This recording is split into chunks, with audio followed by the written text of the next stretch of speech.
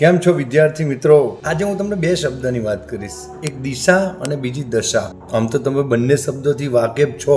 દિશાના પણ બે લક્ષણ હોય છે, એક હકારાત્મક અને બીજી નકારાત્મક. હવે હકારાત્મક દિશા તમને તમારા લક્ષ્ય સુધી લઈ જાય છે તો તમે બધા વાકેફ છો જ કે તમે હકારાત્મક દિશા તરફ જશો તો તમે તમારા લક્ષ્ય સુધી પહોંચશો. પરંતુ નકારાત્મક દિશા જે છે બીજો પ્રકાર, એ ક્યાં લઈ જશે એ શબ્દ મારી પાસે નથી. Choice is yours.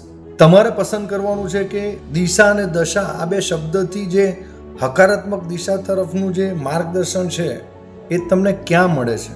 જ્ઞાન લાઈવની અંદર હું તમને એવું કહી દઉં કે એક પોલીસ કોન્સ્ટેબલનો એક જબરજસ્ત પ્રતિજ્ઞા બેચનો પ્લાનિંગ, ત્યારબાદ સીસી ગ્રુપ એ અને બી એમાં વર્ણનાત્મક અને ગ્રુપ બીની અંદર તમારે જે એમસીક્યુ સિસ્ટમ આવે એનું એક જબરજસ્ત planning, subject wise, mock test wise.